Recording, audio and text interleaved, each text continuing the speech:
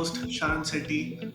Today, we'll be having a conversation with Israeli diplomat Dahlia Neumann on Israel's Independence Day celebration and how, over the last few years, India and Israel's bilateral ties have been strengthened on multiple fronts, not just limited to strategic or defense relations alone. Dalia ji, thank you so much for joining us. Namaste and shalom. A very belated happy Independence Day to you and to everybody in Israel. Namaste, Shalom. Thank you for having me, and thank you for these warm greetings. Shukriya. Thank you so much. First of all, Israel recently celebrated its Independence Day, and I thought I must begin by asking you, for you personally, what does it mean to be Israeli? What does that signify? Well, thank you. That's really a fantastic question, and a very good one. We celebrated, as you said, the 74th Independence Day, which is very happy occasion, but still actually 74 is quite young, and that I think is part of being Israeli, because I think when myself personally, as you said, and I when I look at my friends and family, there is something about living in a relatively young country that you feel that there is so much more to be done, and there is so much room for everyone to have a personal impact. So I would say it makes you feel that you can't take anything for granted, but that's really in a good and positive way, because there is still so much room for innovation, for good ideas, for crazy ideas, sometimes trying them out. Some of them work, some of them fail. But I really feel that it gives you a room, being a young country gives you a room to be creative.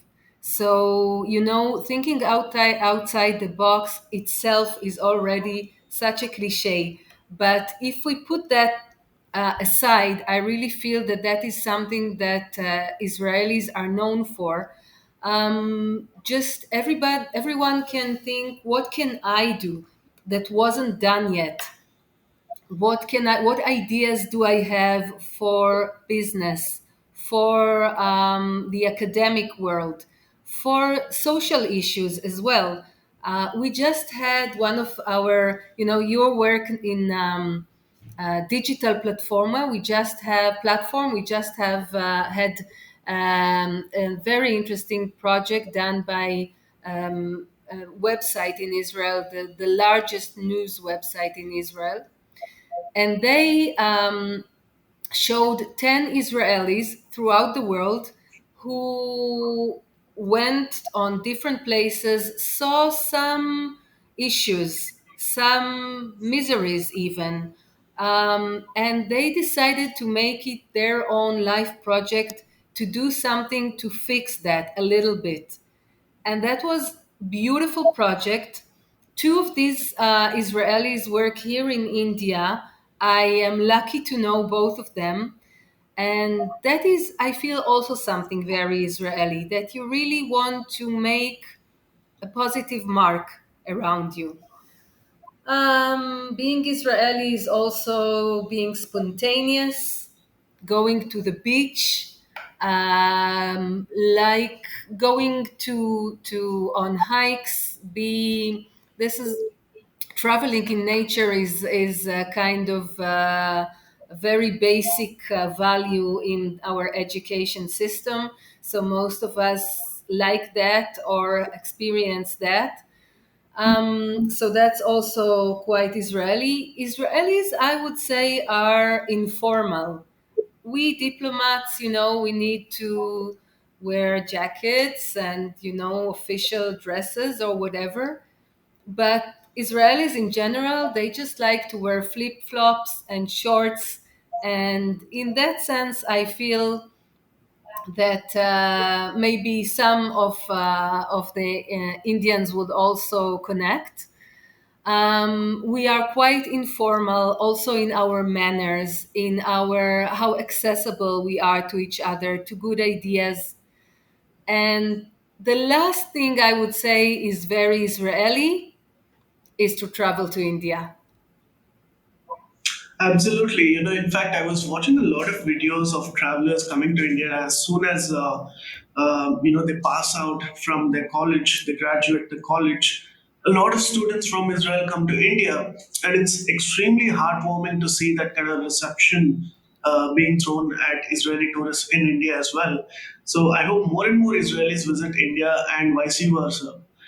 Me as And well. it's very interesting that Israel is 74 years young, because at the end of the day, it is a 3,000-year-old civilization. And I think that is the phrase that went really viral yesterday, that it represents a civilizational state which is rooting for its values, which is rooting for democracy, and that's at the core of Israel. Thank you so much for beautifully describing that. How did the celebrations go about in Mumbai? Because I watched a few videos from Delhi, and since I'm in Bangalore, I know how my friends in the consulate celebrated. How was it in Mumbai? So we have, because India is such a big country and so important to Israel. For that reason, we have three missions here in Israel. So the embassy in Delhi, I would say, is the biggest mission, and they also have a lot of other Israelis. Companies and other Israeli institutions that are based there permanently. So I know they had a fantastic celebration, but here we did, I think, something really interesting. Maybe it goes back to when we discussed kind of innovative ideas. We had 10 buses here in Mumbai. We had them branded with the logo and the slogan of 30 years of diplomatic relations, which we celebrate this year, 2022. So they were so nicely branded, and we just, all of our team, Consul General, and all of us, we joined him, and we drove. We took one or two stops in one of these buses, and we just met the commuters. We spoke with them, we greeted them, we told them how much the relations are important to us. We got such warm, smiles and greetings back, which is very typical of Mumbai people. I know that by now. And it was just a fantastic opportunity to share this important event of 30 years of diplomatic relations with the people here in Mumbai. So we were very happy to do that, and I hope you can show some pictures or videos of that, because it was really great. Very hot though. Yeah, it is very hot. So one cannot help but admire the commitment that Israel and India has, especially if you have to go out in a hot day's sun and with the dust and the pollution in Indian cities. So it does take a lot of courage and commitment to do something like that. So I'm really No, it glad you did doesn't that. take And courage, really. It's a pleasure. thank you so much. It's really heartwarming to hear that from you. I wanted to ask, if I were to ask you a few serious questions, especially because we are at a point where I think perhaps we need to look back at the relationship that India and Israel has had. Because obviously India had some sort of ambiguity in its foreign policy earlier on, but now it's much more refined, it's much more clear, and we know where we stand with Israel on several fronts. Do Israelis feel absolutely free and independent? I ask you this because India and Israel both suffer from cross-border terrorism, and a lot of issues are related. So we've been cooperating on a lot of these fronts as well. So on the occasion of Israel's Independence Day, could you give us some clarity on how exactly it is to be in Israel at the moment? in spite of facing attacks over several decades. So, this is indeed a serious matter, and I have to begin by mentioning that yesterday was another terror attack in the city of Elad in Israel. Very tragic, and three people were killed in this horrific attack. Um, and this is really terrible. But the terrorists will not prevail, and they will not ever get the upper hand on this battle. Even the official Palestinians condemned this brutal attack because, yes, as if I go back to your question, Israel is indeed a free country in many aspects. First of all, it's a free country in the sense that it's a democratic country which allows freedom of religion, freedom of speech. We are proud to have a very diverse society. Even in this small mission here in Mumbai, we have Muslim diplomats. We have in the Ministry of Foreign Affairs we have Christian diplomats, Druze, men, women, all of them members of the LGBT community. So Israel is a very plural country and very strong democracy. So that's more on the inside of the society, and on the outside, it is really beyond doubt the power of Israel to maintain and thrive as a free country is not questioned at all. As always, we want to have peace with whoever is interested, and we are so happy with the agreements. The Abraham Accords agreements are the final kind of achievement that we really are proud of, and already is there are new consulates and embassies there. Tourism is booming as COVID allows, and it's really fantastic. So the freedom and the power of Israel, I'm proud to say, are beyond any doubt. And last, I can say that Israel is a very independent economy, thriving, growing, and some of that growth is also due to the prosperity in the relations with India, and we hope to see that growing even further in the near future. Absolutely, we hope the same too. So, in a nutshell, how would you, describe the relationship with India over the last 30 years? What are the convergences and divergences? What are the changes that you personally see? Well, it's 30 years is a long time. It's even hard to believe now that sometime in the past it wasn't as the relations were not as warm and close Yeah, as they are today. But that's in the past, and for sure, for the last decade, those ties have been more deepening, more and more strong, growing stronger and stronger.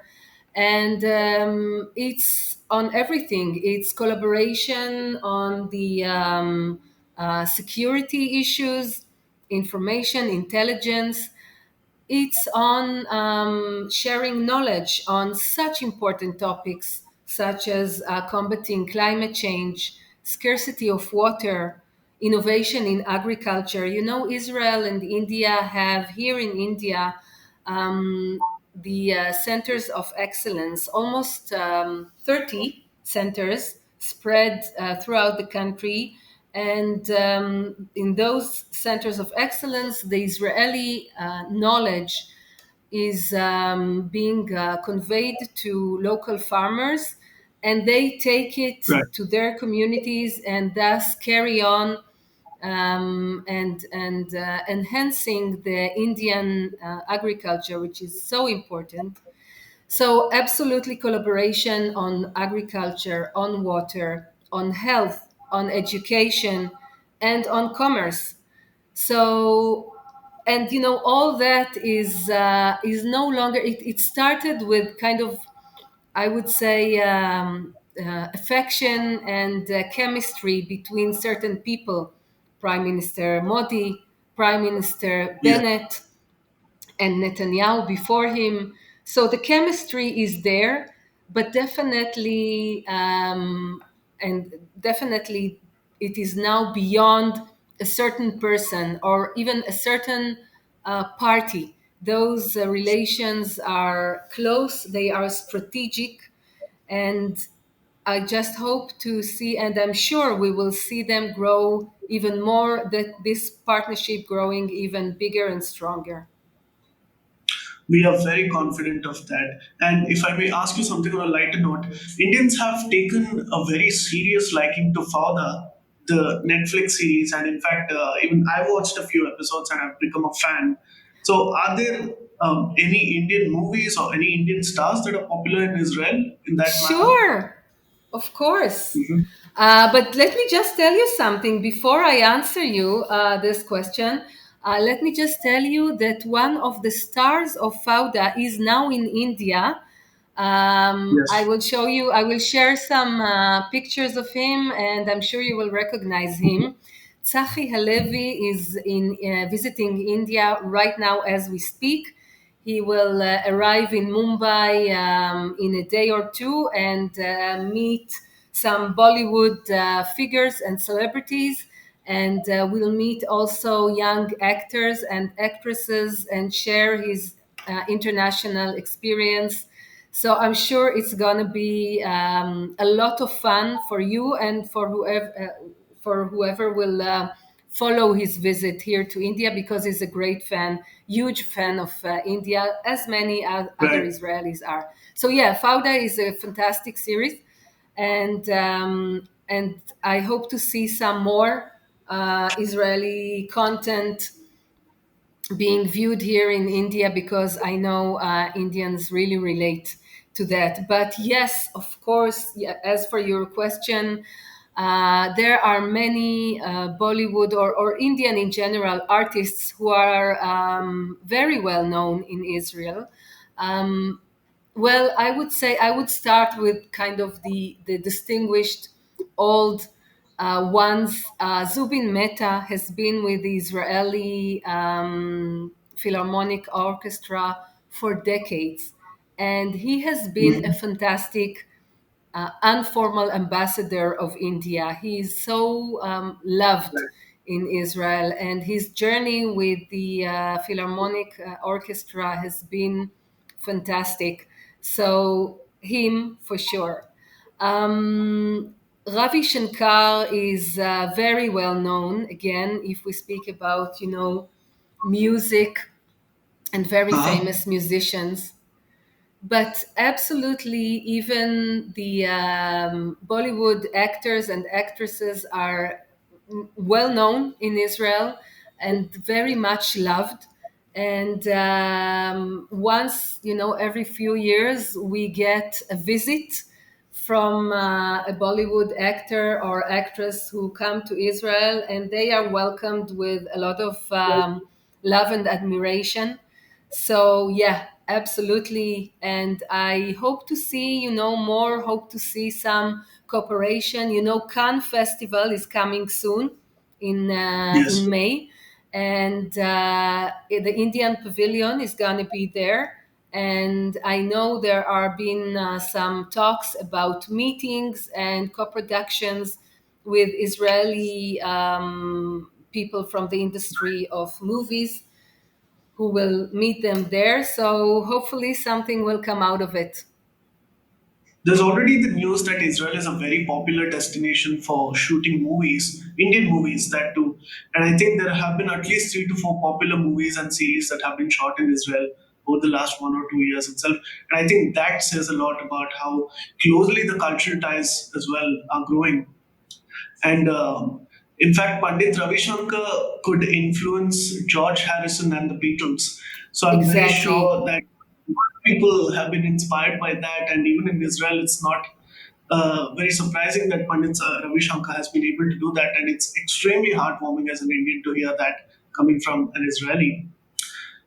Ma'am, before we conclude, Prime Minister Modi sent out a message on the occasion of your Independence Day. Uh, what did you make of it? It was heartwarming. It really was. Every word of it, every gesture, mentioning this close friendship and being certain that it will grow even closer and deeper, as he said.